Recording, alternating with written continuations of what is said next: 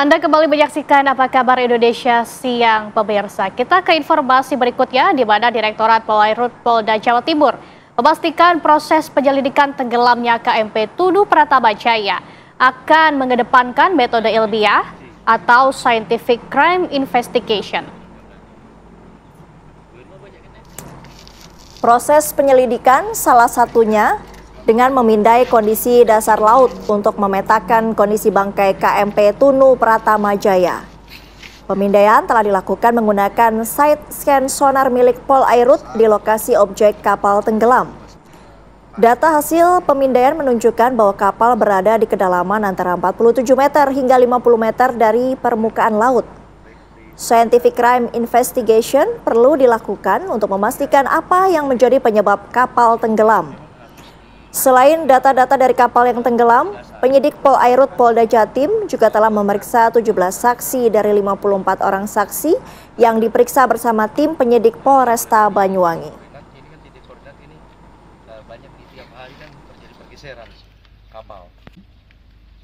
Berdasarkan kita bicaranya scientific investigation dengan teknologi, kalau berbicara penyebab tenggelamnya kapal kan sampai dengan hari ini tidak bisa kita ketahui. Harus pada saat kapal itu kita naikkan dan kita bisa melihat sejauh mana kapal itu pada saat dimulai daripada start di pelabuhan LMC, kemudian bergerak dan tenggelam pada koordinat sekian.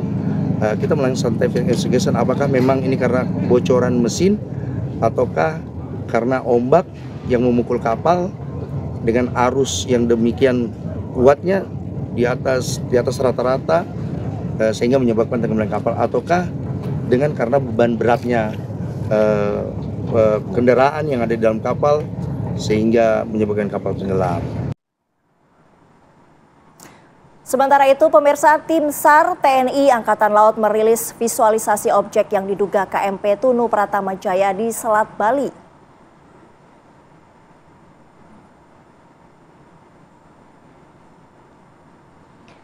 Ini merupakan video bawah air yang dioperasikan dari geladak KRI Spica oleh tim penyelam TNI AL dari Dislam Air Korbada 2. Temuan visualisasi bangkai kapal ini menjadi capaian penting dalam operasi SAR gabungan, sekaligus menjadi dasar bagi Basarnas untuk menetapkan titik lokasi KMP Tunu Pratama Jaya.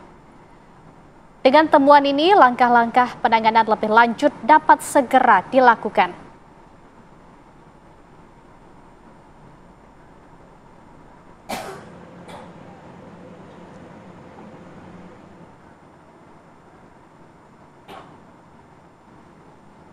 Dan pemirsa, untuk membahas seputar penemuan KMP Tunu Pratama Jaya telah bergabung bersama kami Laksamana Muda Ribut Eko Suyatno, Deputi Bidang Operasi dan Kesiapsiagaan Basarnas selaku SAR Mission Coordinator.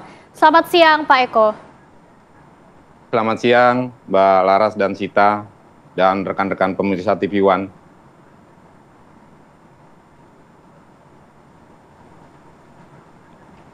Baik Pak, bisa Anda jelaskan update informasi terbaru ini mengenai KMP Tunu Pratama Jaya yang telah ditemukan? Mungkin berapa korban yang masih hilang Pak Eko? Baik, terima kasih Mbak Laras dan Mbak Sita dan pemirsa TV One sekalian. Saya berada di posko tim SAR gabungan untuk poskonya SMC, Short Mission Coordinator.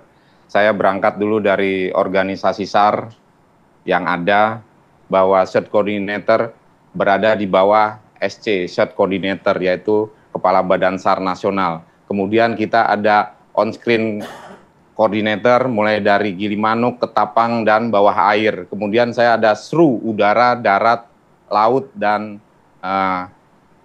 darat. Udara, laut, dan darat. Untuk SRU laut, seluruh potensi SAR dalam hal ini KRI dari TNI AL, kapal dari Polair itu di bawah koordinasi SMC. Selanjutnya pada hari ke-13 saat ini jumlah korban yang perlu kita evakuasi ada 17 orang. Sehingga dari temuan 18 mayat masih ada 3 orang yang perlu proses identifikasi oleh tim DVI Polda Jatim.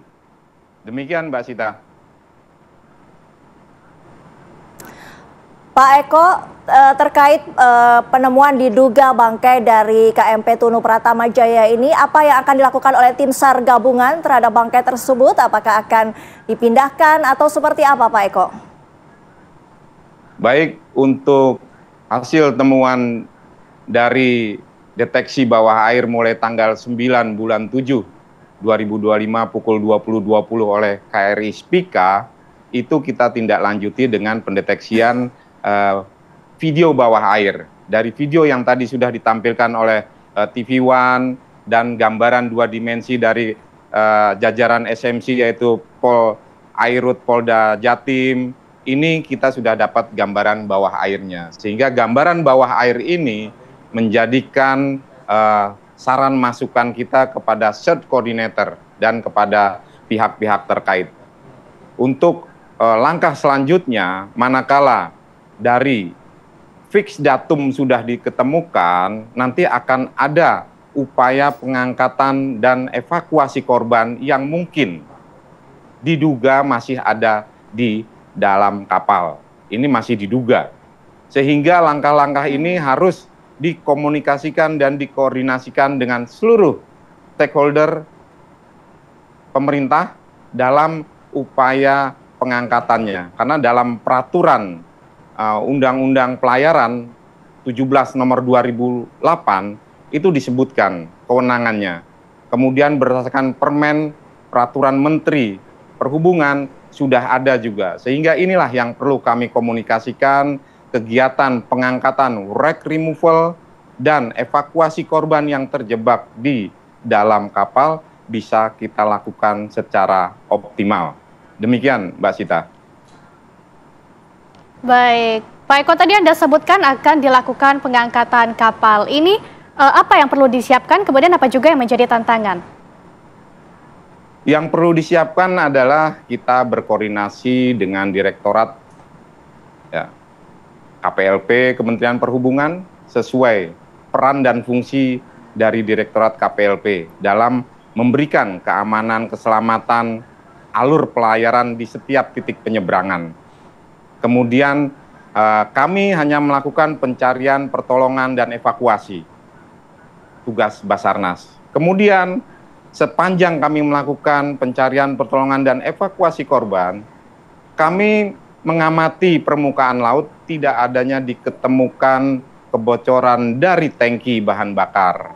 Karena manakala terjadi kebocoran, kami pun harus berkoordinasi dengan Direktorat KPLP dalam penanganan oil spill, sehingga dampak lingkungan tidak merusak dari tumpahan minyak yang ada.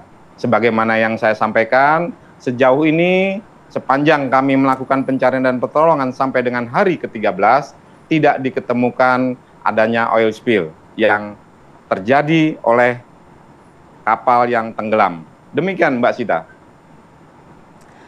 Pak Eko, apabila nanti seluruh jenazah dari penumpang KMP Tunu Pratama Jaya ini ditemukan yang kemungkinan masih terjebak di dalam kapal, apakah bangkai kapal ini nanti akan dipindahkan atau tetap berada di tempatnya saat ini, Pak Eko?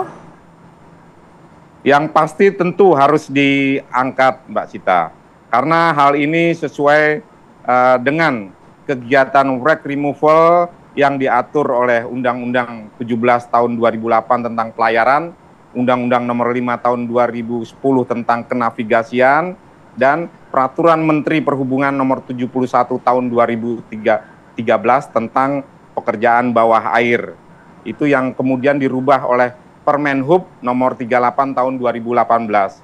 Sehingga dengan dasar-dasar tersebut, kami akan mengkomunikasikan, mengkoordinasikan dengan Direktorat KPLP upaya langkah-langkah selanjutnya, sehingga inilah saran kami kepada pimpinan sehingga bisa diambil suatu langkah-langkah yang komprehensif dan upaya pengangkatan kapal sesuai aturan yang ada memang harus dilakukan. Karena sejauh ini berdasarkan sejarah dan situasi kapal-kapal yang tenggelam di Selat Bali, belum pernah ada pengangkatan. Sehingga dengan adanya kedalaman yang masih logis bisa kita lakukan upaya salvage, kami akan berupaya mengkomunikasikan hal tersebut kepada pihak-pihak yang terkait. Namun keputusan ada pada pimpinan. Demikian, Mbak Sita. Baik, kemudian untuk pengangkatan kapal ini apakah akan melibatkan kapal asing, Pak Eko? Sebagai saran tindak kami, tentunya lebih baik kami menggunakan kemampuan sumber daya manusia dalam negeri.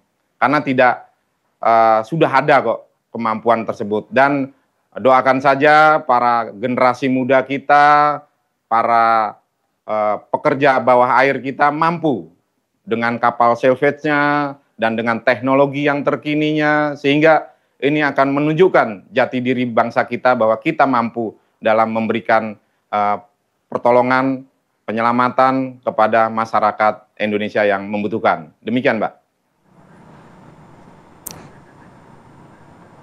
Terima kasih Bapak Laksamana Muda Ribut Eko Suyanto, Deputi Bidang Operasi dan Kesiapsiagaan Basarnas atas informasinya.